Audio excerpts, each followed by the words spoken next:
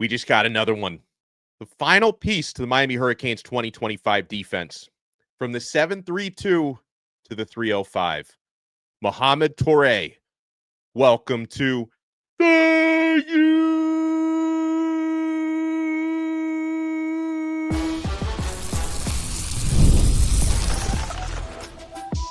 You are Locked On Canes, your daily podcast on the Miami Hurricanes, part of the Locked On Podcast Network, your team every day. I am Alex Donno, University of Miami alumnus, co-host of Locked On ACC, and writer for Canes County at Rivals. And thank you so much to the everydayers for making Locked On Canes your first listen and your first watch, or your second listen today. We're available free wherever you get your podcasts. We're free on YouTube. We're part of the Locked On Podcast Network, your team every day.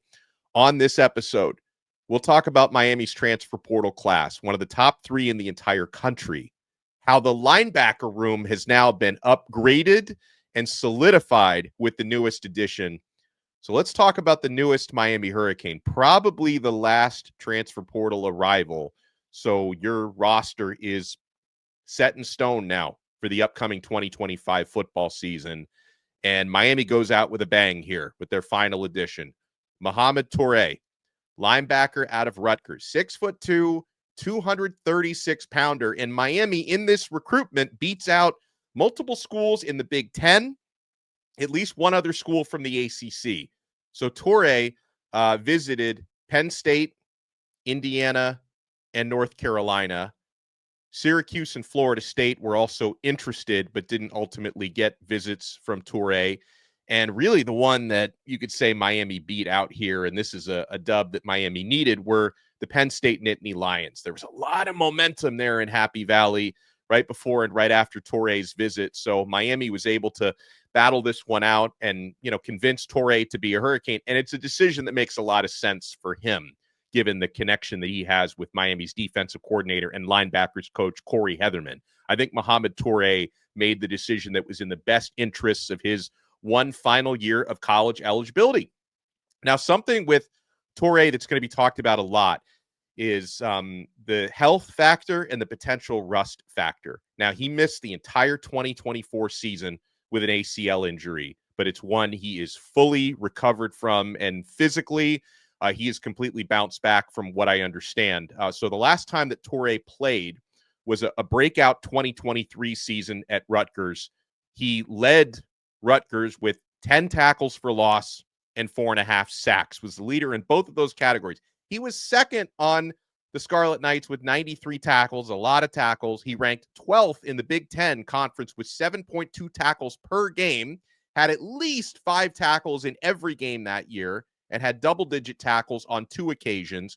He also had an interception, a forced fumble, and 2 pass breakups on the year. And Tore is known as a violent hitter. I went down some Mohamed Tore rabbit holes recently, watching some of the highlights and the game film from the 2023 season.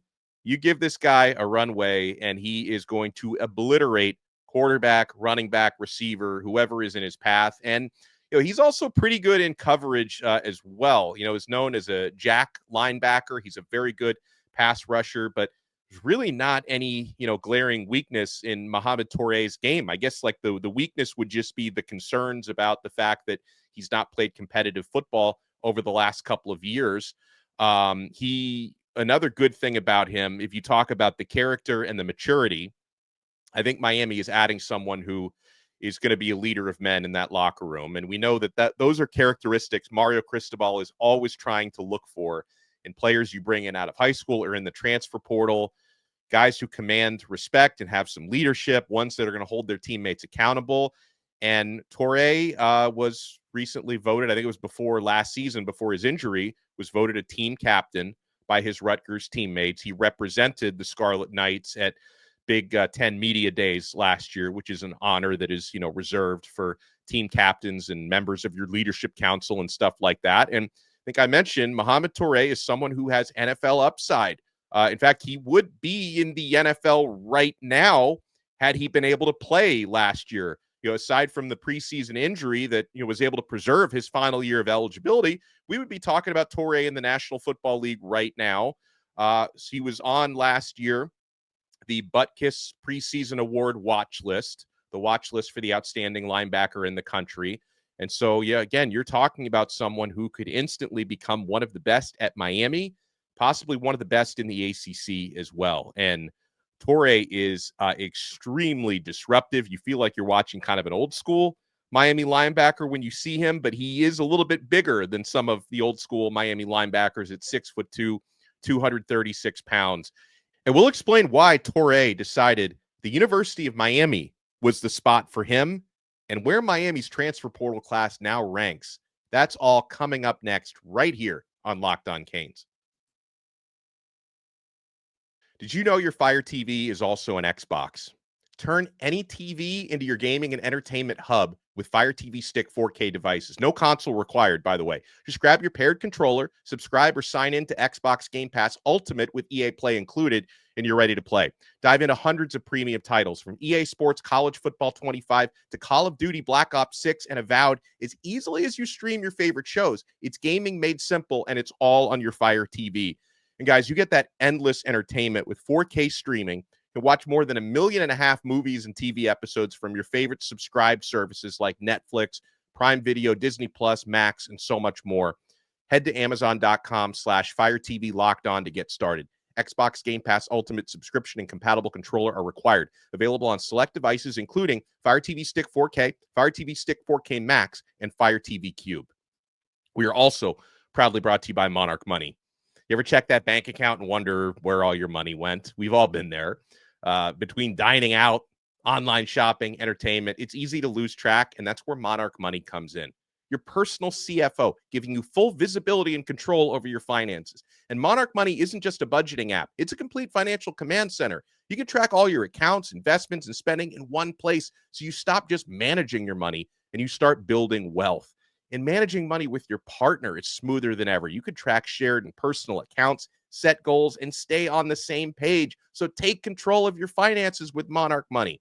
Use code LOCKEDONCollege at monarchmoney.com for 50% off your first year. That's monarchmoney.com, code LOCKEDONCollege for half off your first year. Thank you for making this emergency episode of Locked On Canes your first listen and your first watch. We're available free wherever you get your podcasts. We're free on YouTube. We're part of the Locked On Podcast Network, your team every day. So Mohamed Tore is a Miami Hurricane, and Miami's linebacker room heading into the April transfer portal, we noted this unit was a little bit thin. This unit needed reinforcements. And I thought the Hurricanes have done a really good job. So Tore is the one who is essentially, this is a free agent pickup, right? This is experienced player, 1 year of eligibility remaining, NFL upside, who is trying to solidify that with one final year in college. And then the other addition Miami made, a player with a lot of upside, with a little bit of experience, got his feet wet last year as a redshirt freshman, Kamal Bonner from NC State. So you have Bonner, who can kind of grow and develop within the program. And you have Mohamed Tore, who's looking to make a 1 year impact and, could very well project as a starter. But I'm not taking anybody's job away in favor of Tore until, fall practices, which really start in the summer, once training camp starts and you really see, because guess what? Miami's got linebackers who are going to be up to the challenge, right? Our guy, Popo Aguirre, very competitive. He wants to compete. He's going to go out there, and he's not going to just hand a starting job over to Tore. Neither is Wesley Basaint. Like, these guys are going to go out there every single day from late July on, and off-season workouts as well, which are already in progress, and fight for their spots. So this adds a lot of depth and competition into Miami's linebacker room. So Tore and Kamal Bonner join a group that includes the aforementioned Wes Basaint, Popo Aguirre, Jalen Alderman, an experienced depth piece at linebacker. Chase Smith, same thing. He had a pretty good spring. He's got to stay healthy. Cameron Bobby Pruitt is a young playmaker who can provide a spark heading into his second year. And Adarius Hayes heading into his second year at linebacker. And then you got a couple true freshmen that are going to be able to learn the ropes and maybe, contribute sooner than later. But Kellen Wiley Jr. and Ezekiel Marcelin will also have opportunities, but they're true freshmen. So we want to nurture these guys, bring them along patiently. So, you add Mohamed Tore into that room, and all of a sudden, like, Miami's linebacker group, I projects to be one of the better units now in the Atlantic Coast Conference. As far as why Tore decided to be a Cane, visited Miami a little more than a week ago for a multi-day visit. And here's what he said. He told this to canesport.com after his Miami stop. It feels good being back around Coach Hetherman. He said, me and him were really close in 2022 and 2023 when I had a really good season. We were really close on the field and off. He helped me grow up. It was great being here and being able to talk with him. Yeah, I mean, when we gave you all of those, stats of how Tore was the outstanding linebacker at Rutgers, which had a really good defense, last few years, especially 2023. And of course, we saw Rutgers in a bowl game that year. It didn't go too well for us. Went pretty well for Rutgers' defense, including Tore. But, when he was having that big 2023 season, his linebackers coach was Corey Hetherman, who, after coaching the linebackers at Rutgers for a couple of years under Greg Schiano, he gets promoted at Minnesota to become their defensive coordinator last year, waved his magic wand onto that Golden Gophers defense and took them from 69th in the country to top 10 in every single category in one season. Now Hetherman is in Miami, and Mohamed Tore realizes if I got 1 year left, YOLO, if I got one season left in college, I might as well spend that with a linebackers coach that I know very well, and Hetherman's also the DC at Miami, so I'm going to be in a system that's friendly to me. I already know it, and it's friendly to my characteristics on the field. So if you're going to gamble on yourself and try to thrive one final year of college, doing that at a program with coaching you're familiar with makes a lot of sense to me. Tore also said on that note, after his visit, they understand that I have 1 year left and that I'm trying to get down. He said, I'm trying to get down. They showed me how they would utilize me in their defense, and I've played in this before. It's definitely a plus that I've played in this scheme. That's what Mohamed Tore said after the Miami visit. It almost makes too much sense that he becomes a Hurricane. So with this addition, now they haven't recalculated the full class score yet because the Tore addition is so fresh. I don't think this is going to be enough. This is a good addition. I don't think it's going to vault Miami into the top two. I think they're still going to be a little bit behind number two, but Miami has the third ranked transfer class in all of America. So had needs to address.